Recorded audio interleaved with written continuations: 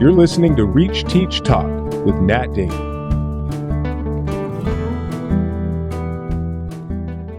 Welcome back to another episode of Reach, Teach, Talk, and today we're going to talk about coaching and teaching and the intersection between both. And it's interesting because the coaching industry has grown so much in terms of like career coaching, life coaching, this focus on what a one-to-one personalized coach is.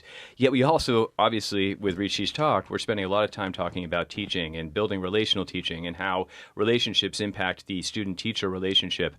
And also, you can't think about school, at least K-12 school, or even university, without also thinking about the interlay with athletics and the importance of athletics in education and the importance of building community. When you have when you're all cheering for the same team, you're on the same side of the field, same side of the court, and also just as a teacher, you're looking at students in a very, very different light. And when I started teaching back in the 90s, it was expected for all teachers really, to teach and then to also coach and to maybe run clubs or the yearbook or student council, all that good stuff. And it was expected. And I was like, wow, this is such a great way for me to see the students that I taught, 7th grade history or 8th grade English, to see those students in a different light and to watch them on the field, to watch them, physical coordination, to watch how they communicated with each other, to watch how they collaborated with each other.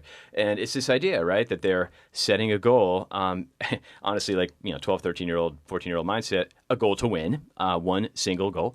But really, it's also the idea of picking apart, like, what is it to be a winning team? It's not, is it a bunch of showboats combined together? Or, as we've learned in many cases, it's not about just getting the best, recruiting the best and expecting that they would work together. There's a nuance and a finesse to that. So anyhow, a good coach recognizes that nuance, and a good coach knows his individual or her individual athletes in just deep, many multi-layered ways. And yet also, as we keep arguing with both this podcast and also in my book, Time to Teach, Time to Reach, that teaching also, relational teaching, involves one-to-one approach, teacher to student, knowing your students, knowing them as individuals, not just as test scores or quantitative measurements. So today I thought, gosh, how can we build a Reach, Teach, Talk episode with a guest who can combine his knowledge in both teaching and coaching? And before I introduce our guest formally, I would like to also bring your attention to a website called teachercoach.com, based in New Jersey, yet very, very well recognized all around the U.S.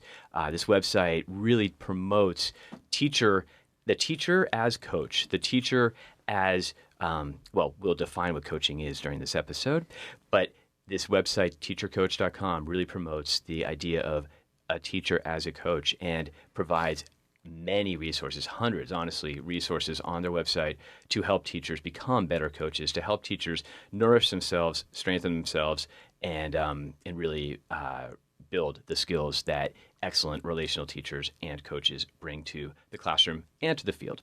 So, without much further ado, Alex Rosenblum is here with me today. He is a 10-year teacher and a 10-year teacher and a 10-year coach, football, and he is currently at Sierra Canyon School, a pre-K through 12 school in Chatsworth, California, in the North Valley of Los Angeles.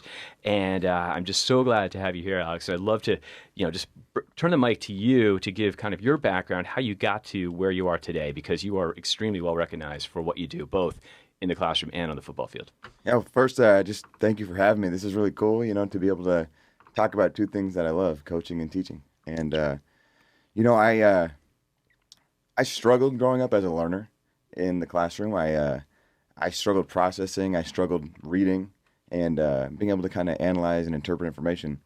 And sports really allowed me to get over any type of learning issues that I really had growing up. Also, I was a really hyperactive kid. I always wanted to run around. I was the kid in class. I was looking at the clock, wondering when recess was, because I couldn't wait to get out and play soccer or play football or just be active. And as I got older, I realized, if I can learn a football playbook, what's the difference from learning math or reading a book and understanding what I've read? So in a lot of ways, sports kind of helped me through my learning issues. And, as I got older, I realized I had a lot of positive influences that kind of guided me through my youth, and really good coaches, really good teachers that kind of influenced me to want to be able to teach and coach. So that's kind of how I got into the whole idea. I wanted to be a teacher. I wanted to be a coach. And when I got to college, I played football in college. My wide receivers coach was a guy named Scott Baumgartner, really great guy. And he told me one day, you know, I really think it'd be a good idea for you to get into teaching and coaching. You'd probably be pretty good at it. You love football, you know, you love learning, and it'd probably be a good profession for you to get in. And that's really a big reason why I wanted to get into that. So walking it back, when you were a young kid, maybe we can dive a little bit deeper into the kind of student that you were. Okay. If I were to have one of your teachers from elementary or middle school, particularly, on the show, and ask him or her, what was Alex Rosenblum like as a student? How would they describe you? And next question is going to be, how did you take to the field as a place of refuge, in a sense?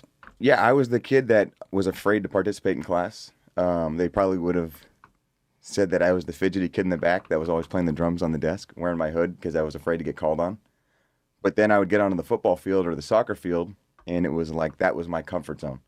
I was faster than people. I, could do things that other people couldn't, and I wanted to express that on the field. And I feel like you talked about seeing students in a different light. I feel like for my teachers that had me in the classroom, if they were to see me on a field, they would have been like, that's two completely different kids. Explain that. So you in the classroom versus you on the field. Two completely different kids. Give like three adjectives to describe both. Okay, so me in the classroom, quiet, shy, nervous. Me in the field, aggressive, confident, happy. And so it's fascinating, right? Because that's two completely different descriptions of the exact same person, which lends credit to so much to what we're talking about knowing your students individually, as individuals, and understanding that as humans, we are complicated, we are nuanced.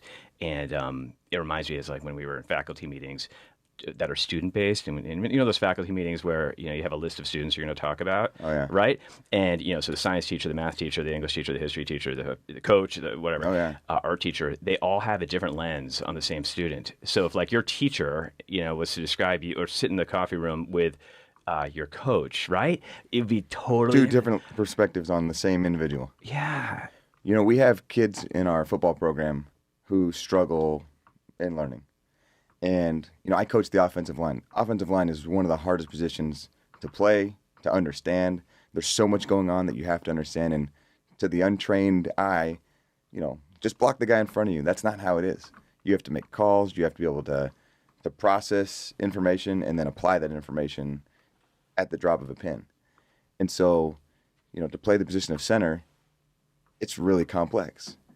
And you could talk about our offensive linemen in the classroom, and some of the teachers would never understand how they could accomplish what they accomplished on the field based on what they see in the classroom. Right. And I'm thinking about how it might have been a transition for you going from elementary school to middle school, because the way you viewed school, did it change? So that actually didn't happen until high school, because my middle school, we didn't really have a middle school sports program. I played club soccer. Mm-hmm. My parents wouldn't let us play football until we got to high school, which is kind of funny because all I ever wanted to do growing up was play football. My grandfather kind of instilled that in us. And then when I got to high school and I got to play football, it was like, the wheels were off. I was ready to go. And I literally would count the hours until football practice throughout the day. I would look at the clock. Okay, what time is football practice? And that, in a lot of ways, that got me through school. Yes. I didn't get the best grades early on in high school until I started to figure out that I could actually understand. I learned how to learn when I was kind of probably a sophomore or junior in high school. Was there a catalyst for that? Was there a certain teacher who kind of gave you that? Yeah, a guy named Mr. Smith. He was my English teacher my junior year at high school.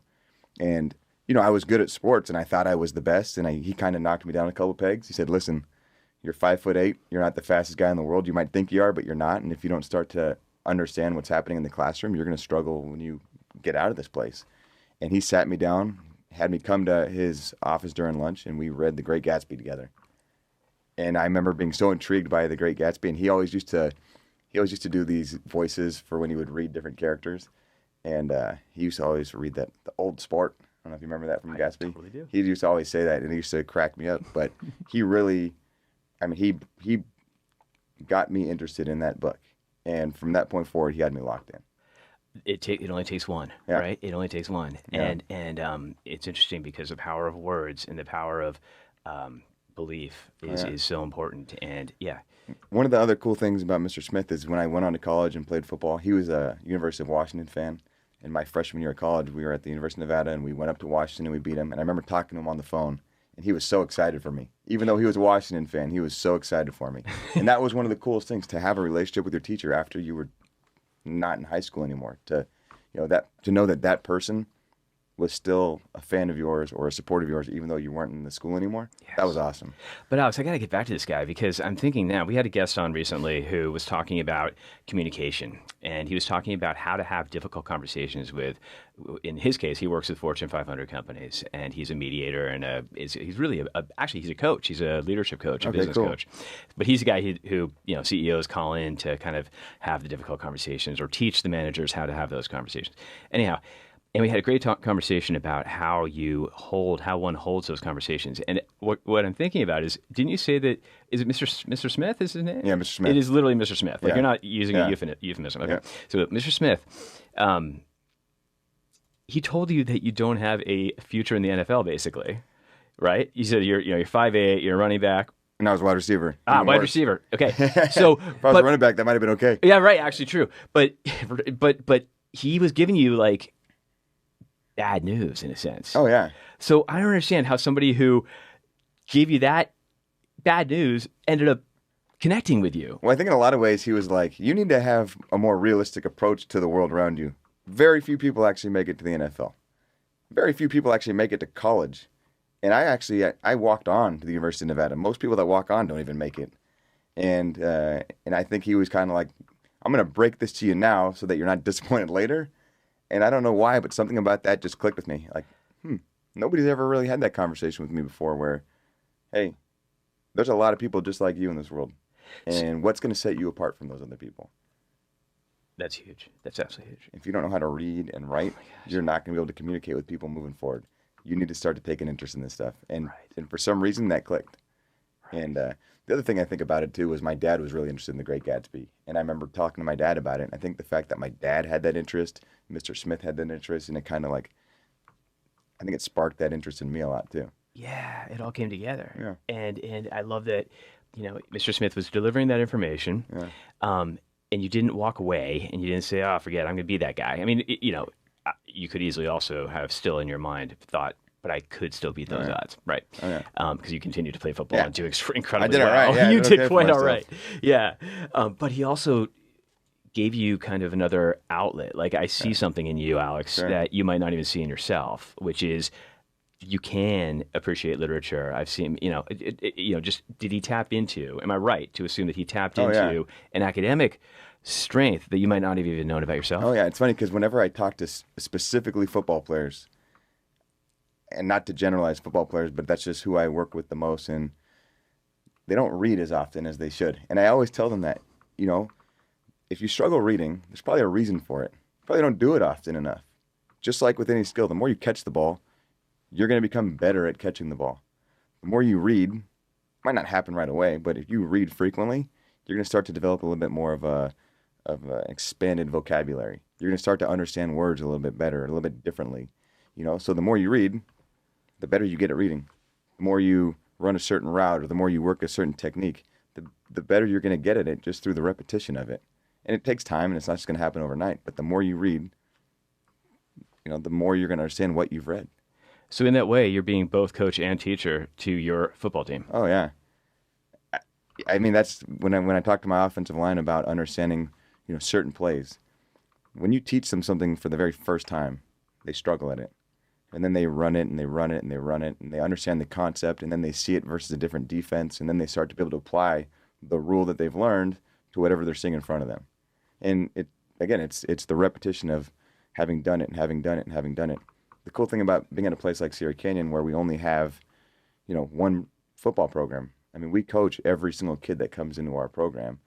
And when I get them as freshmen and we teach them a concept when they're in 9th grade and they stick through it all 4 years, by the time they're juniors, my job as a coach isn't to teach them the offense anymore. It's to build the relationship.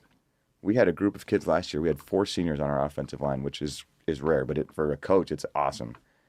those guys could coach the team better than I could because they're the ones actually experiencing it. And so after the first 2 years of coaching those guys up and getting to know them and build a relationship, by the time they were juniors and seniors, it wasn't me coaching them hard or yelling at them. It was me just having fun with them and talking to them. And the whole way that we coached them was different. And it's funny because now, this year, all those seniors graduated. So we've got a brand new offensive line, 5 brand new guys that have never played together. Some of them are new to the school and don't know the offense. And it's a struggle for those guys right now. And they're starting to pick it up, and now we're in the playoffs, and we actually played really well last night, which is pretty cool. But like last night, it clicked for a lot of those guys. And so we get all these kids back. That's the best part about it. They're all going to be seniors next year. And I always tell them, the best part about what we have right now is that we're learning how to work with each other. We're building the relationships. We're learning the offense. And you guys are learning to work together as a group. And I can't wait to see what next year looks like because we get every single one of those kids back. They're going to have a better understanding of who I am. They're going to have a better understanding of our offense. And they're going to be able to play with the confidence that I don't need to be, so tough on them all the time. I don't need to be right behind them.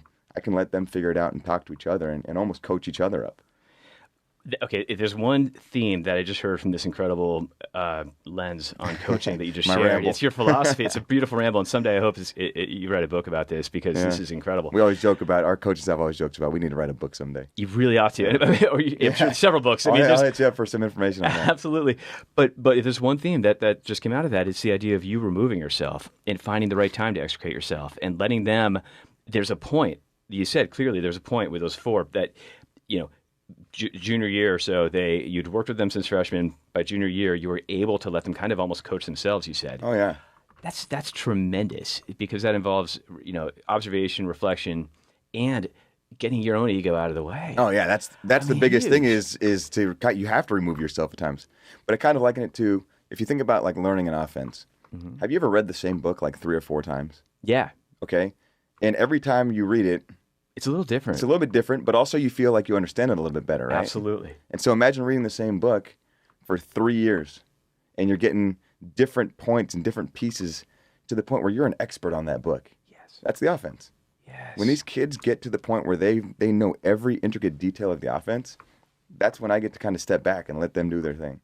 Wow, you're absolutely right. And as a teacher, if you've got students who have built the foundation, who know how to write the essay in the structure that you've been working with them on for months and months and months, right? Then you can do this, and usually around the spring, spring is when that kind of can happen in a really successful classroom. And it's funny because right now, with the middle schoolers, we were teaching them the introduction to writing a thesis. Yeah. And when you introduce that to middle schoolers, it's a complex concept. Totally. And they look at it and they're like, what the heck is this guy talking about? Right. And you introduce the same concept with different material, similar concept, different material. By the second semester, you start to see these kids picking it up. Yes. And it's awesome. Yes. And then, in our history department too, we have our history chair is a guy named Hutch Bibby, and he's awesome. And, he wants to make sure that what we're teaching in 7th grade is going to make its way into 8th grade, and they're going to build on that in 9th grade. And it's really cool, especially with our 9th grade teachers, and that they're seeing these kids doing the writing, the introduction in 7th grade, and then taking a step further in 8th grade. And by the time they're in 9th grade, they understand the process of how we want them writing. Yes. And then they get to put their own, characteristics and touches to it by the time they're in 9th grade. Yes. They get to build a new foundation with those teachers. So it's pretty cool. And it goes back to what you were saying about what a privilege it is to coach a team or to coach athletes that you have a 4-year relationship. Your word, but absolutely applicable. You have that 4-year relationship with them starting in 9th grade, going up to senior year. Yeah. And being able to watch them grow. And just like that example you gave with the teachers, kind of handing off the students grade to grade, but not losing what they learned in the previous year. It's scope and sequence, but really being mindful of that. And it's great at a place like Sierra Canyon where, we have the small classrooms and we have, the attention to detail with the teachers and the students. It's so cool. Even though I don't teach that student when they move into 9th grade, you still have the relationship with the teacher, you still have the relationship with the student that when you see them around campus, you ask them how things are going, you talk to the teacher about, hey, how's so-and-so doing? And you get to kind of keep that, like, the communication between, the adult, the student, it's just I don't know how to explain it, but it's just the way that everybody kind of works together for the betterment of the student. Yes. And it's the same thing with with football or with sports in general. Yeah, absolutely. It's getting me thinking about how with teaching, you can have a mindset, honestly, as a teacher, and I've been guilty of this in the past, my deep past when I was teaching English, about just sometimes you think it's your class is the only class, and it's my class, and this is look at the progress they're making here, and you forget, right, that like they've got there's like so much seven that other those classes. kids have going on during the day. You always lose sight of it. That's right. That's right. I think there's room for that in a sense. That ego or that hubris is there's. I mean, it's good to have teachers feel like, all right, as a student, I imagine I'd rather see a confident teacher who thinks that we are the center of his world, right? Copernican teaching. Yeah. But then. But I imagine also, obviously, with coaching, it's like the coach is not the showboat. Oh, yeah. I mean, it depends on where you are as far as that go. I think with our coaching staff, I think one of the things that makes our coaching staff successful is the lack of an ego. If somebody wants to step in and coach one of my guys, I'm going to let him do it, especially because I trust those guys and I feel like this coach is a successful coach and he knows what he's talking about. And why is he talking to that kid? Because he wants for them the same thing that I want for them. He wants them to be successful. Wow. And, we have our head coach is a guy named John Ellinghouse, who he actually played offensive line. I never played offensive line before. I was a wide receiver. Mm-hmm. And when I first started coaching for him, he had to teach me a lot about coaching. I had to learn how to coach the offensive line. When you don't play offensive line, you don't have a clue what's going on. And that's why I wanted to do it. I wanted to learn a little bit more about the position. To broaden your experience. Yeah, I wanted to learn, and trust me, the first 2 years of doing that my mind was, but John, he's an experienced offensive lineman and an experienced and successful offensive line coach. And I was struggling my first 2 years doing this. And he sat me down one time, and this is actually kind of going right back to relational teaching. We were sitting in his backyard at his house.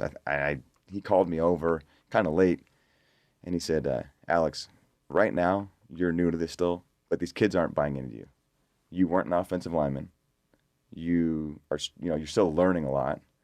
You need to get these kids to believe in you and want to run through a brick wall for you. You need to change your approach to the way that you're teaching these kids. You need to get them to love you. And that was like, to me, when you hear something like that as a coach, your ego comes in like, what? What's this guy talking about? I know what I'm doing. But I really took a step back, and it's something that happened 8 years ago, maybe 7 years ago now.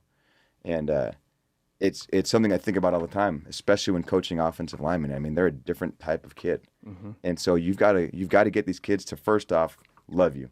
Know that you care about them, know that you want their best interest, but also know that you're in it with them. If they mess up, they know they've messed up. Mm-hmm.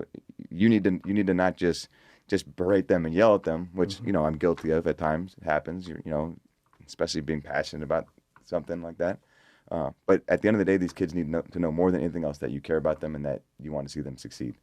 And it's something I think about all the time in coaching is, am I doing that? Am I making sure that these kids know that I care about them? Or am I making sure that these kids know that I love them? And that's really been one of the reasons that we've been successful at our school, is because whether it's the sports or whether it's the classroom, the kids know that we're passionate about what they're doing. So getting to the main debate topic of our conversation, Yeah. Alex, is coaching and teaching identical? Is it the same priorities? Building relationships, showing them you love them, getting them to say, "I'm going to run through a brick wall for my teacher or my coach." There was one time in this conversation, only one, that you actually used the word teach instead of coach when we were talking about football. So I'm wondering, do you look at them as identical, or is there? They're some so difference? similar. I don't know that they're identical, but there are so many similarities. I think you can kind of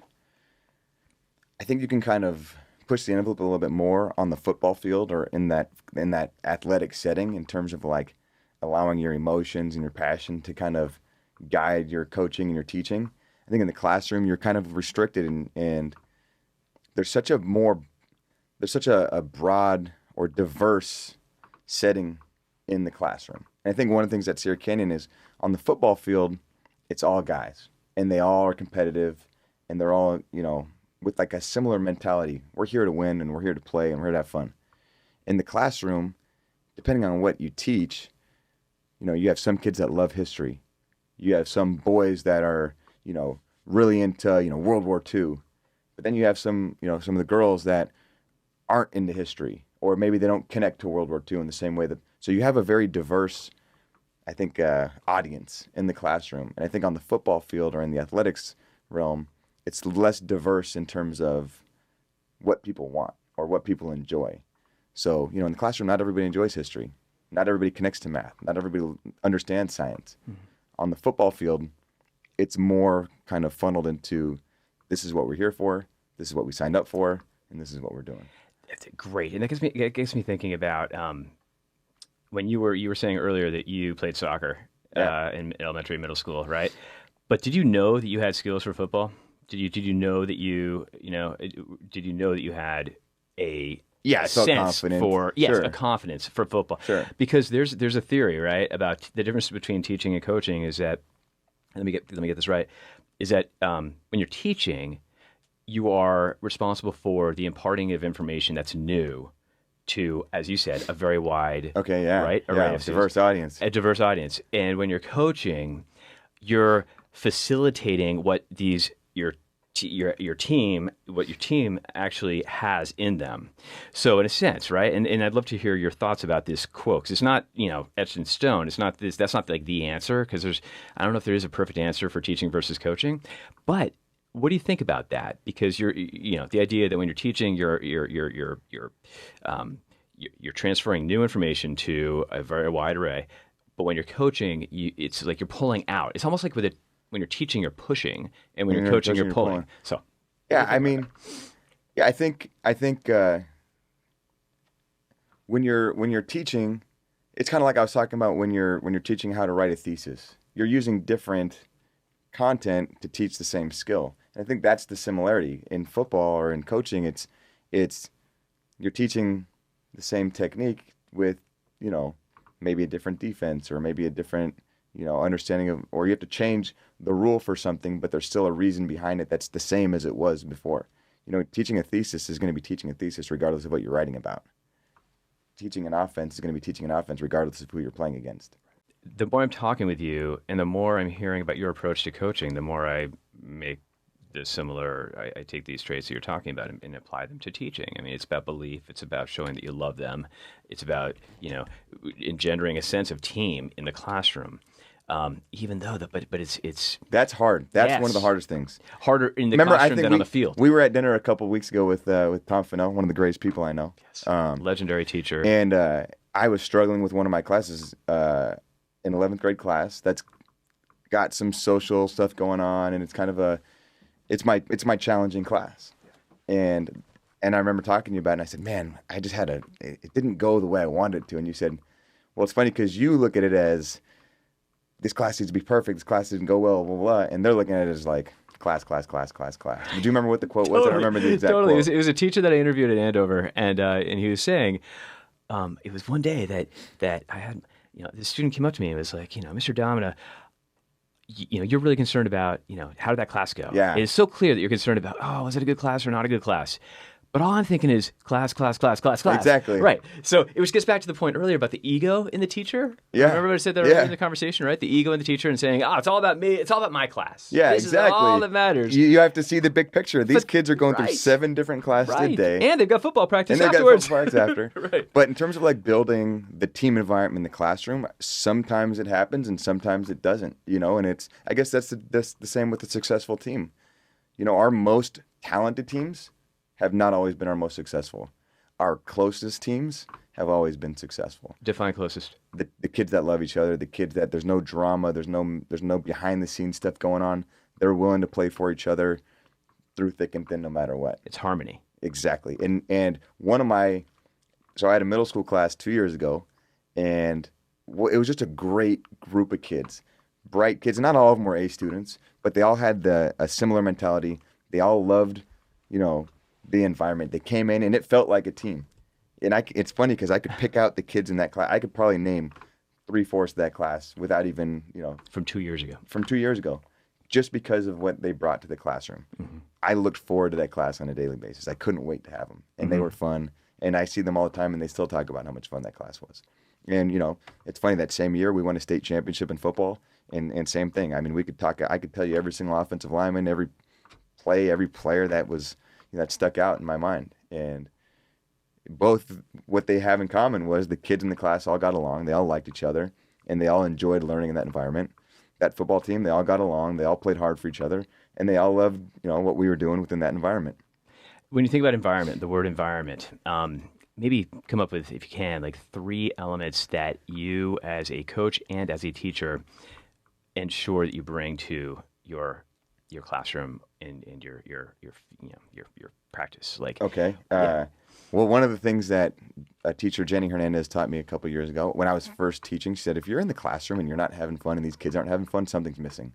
So you have to make it fun. You could be going, it's never fun to lose, but you could be having a rough season and still make it fun for those kids and make them want to be there. So you have to make them want to be there somehow. You have to have something in you that attracts those kids to go, I want to be around Mr. Rosenblum. He brings positive energy. So okay, so Or most of the time, I bring. have you I had? don't always bring positive energy. I'll be honest with you. It's but okay, no not worries. You perfect. did say you'll rip the team when they deserve a kind of a smackdown, but then of course you come back together afterwards, right? But I'm thinking, have you had a bad losing season before? And Oh, if yeah. so how do you keep the positivity? It's tough. I mean, you got to kind of manufacture it some way, taking the kids to, get food or building some type of bonding experience. That team that, it was my second year at Sierra Canyon. We went 5-6, and everything that could go wrong did go wrong, kind of thing. Like injuries and Yeah, we had just- our best offensive lineman got hurt, our quarterback got hurt. It was just one of those scenarios where it was like when it rains it pours. yes. But we found a way to kind of like keep those kids engaged. I remember Coach House telling me, the best way to an offensive lineman heart is through his stomach. Brought those kids in and out. We spent a lot of time here, and also sometimes you learn more through failure than you do from constant success. And Absolutely. that rough season going 5-6 that year. The next year we ended up going, I think 12-2. We made it to the semifinals of CIF. Awesome. The next year we were CIF champs. The next year we were state champs.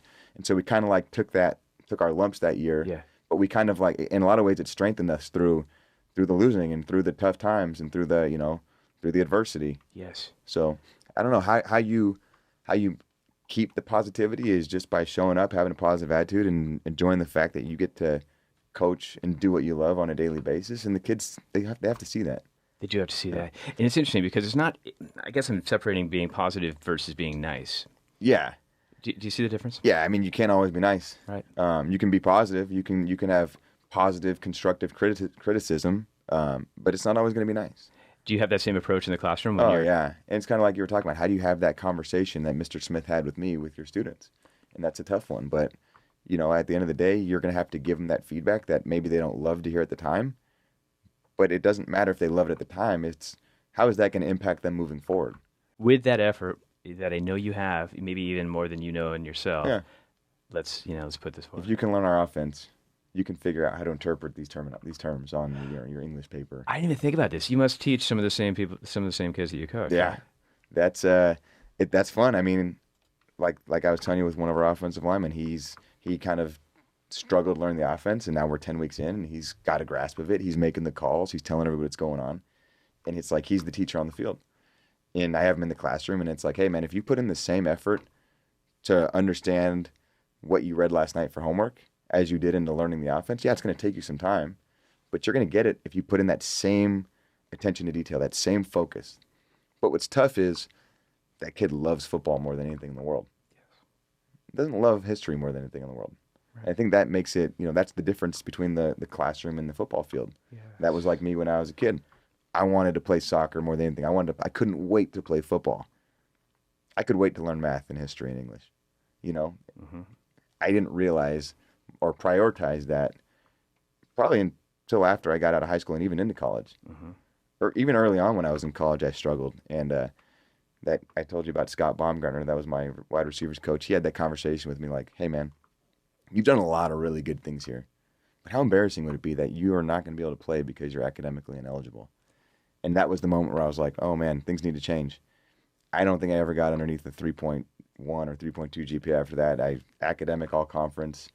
And it was like that was the turning point. That was another one of those Mr. Smith moments with Coach Baumgartner, who, when I think about people who have really had a positive influence on my life, I mean, he's been one of the most influential people, hands down, whether it was coaching me or having a positive influence or making me want to become a coach or teacher, and he's still one of my biggest mentors. Wow. Well, Alex, this has just been amazing having you here because this great. And maybe you can sum up better than I can. Just where do you think we came to in terms of the difference and the similarities between teaching and coaching? I think that they are as close as you can get to being identical without they're not identical. They're different. Yes. There's They're just maybe a few hairs of separation between what makes them the same. There's a little bit difference. You know, they're not exactly the same, but they're very, very close. I will say they both fall under that blanket of education. Yeah. What do you mean? You're learning in the classroom, you're learning on the field, but they're different avenues. And I think a meta message for this entire episode is the importance of having athletics programs, arts programs. Oh yeah, exactly. You know, it's funny because I talk to our arts teachers all the time, and they're coaches in a different realm. I mean, they're coaching talents and techniques that we, you know, just in a different way too. It's absolutely true. It's absolutely true. You know, the director of the school play, is essentially just another version of our head coach. Yes. You know. Yes. So. Yeah. But a different way to communicate to different types of students. You know, I don't think he's going to go in yelling at them for. Maybe he will. I don't know, but. Well, if they're not off book by a week before curtain rises, they're not off book. He's gonna start putting a little bit of pressure on them. Then you put the heat on, right? There's a football coach named Chris Alt. He was the head coach at the University of Nevada. He's in the College Football Hall of Fame. He's the innovator of the pistol offense. When I was playing football at the University of Nevada, Coach Alt, Coach Jim Mastro, Coach Baumgartner, and Chris Klanakis and Cameron Norcross, they went into a room together and they created this offense. And I didn't realize it at the time that what they were doing was like revolutionary in football. And I think back about like why I wanted to get into coaching. And yes, the camaraderie of teaching and working with the students. But those guys did something innovative that nobody else in the country had done. Explain. In creating this new offense. The pistol offense was brand new and revolutionary, and people criticized it and critiqued it and made fun of it. And now everybody in the country runs it. Can you explain it? Is this something you can explain? All they did was they took the running back and the quarterback, and they moved the quarterback to 4 yards from the center and put the running back behind him. And it was something that nobody had done before.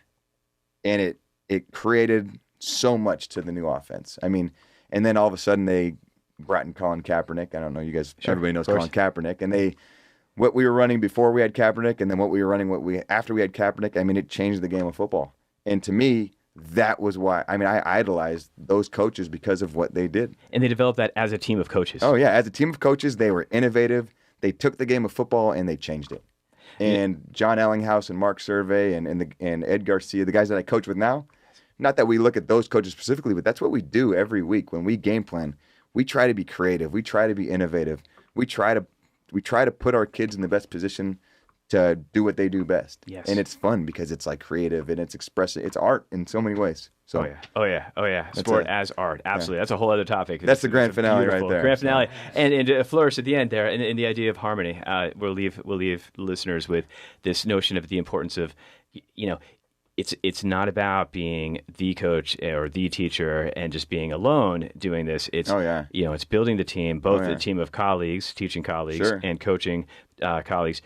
And also, obviously, building your classroom team, building your football team, building, your the team that's putting on, Macbeth on the stage, right? Yeah, exactly. You're building, including the set designers, and absolutely. It's, and then honestly, like that's what a school is too, and that's another topic. But the idea of school ethos and how you build talked identity. about in the classroom, if you can build that camaraderie in the classroom, build that camaraderie on the field in the team environment, that's what creates the successful learning environment. Is that type of harmony. There we go. And then you get the winning champions, you get the banners and everything. Just it's glorious from then on. Absolutely. Alex Rosenblum, wonderful to have you. Thank you so much for having me. That was a lot of fun. It was a lot of fun for us too. Thank you. All right, appreciate it. Awesome. You've been listening to Reach Teach Talk with Nat Damon. If you'd like to recommend a guest for a future episode, you can send your suggestion or questions to nat@reachacademics.com.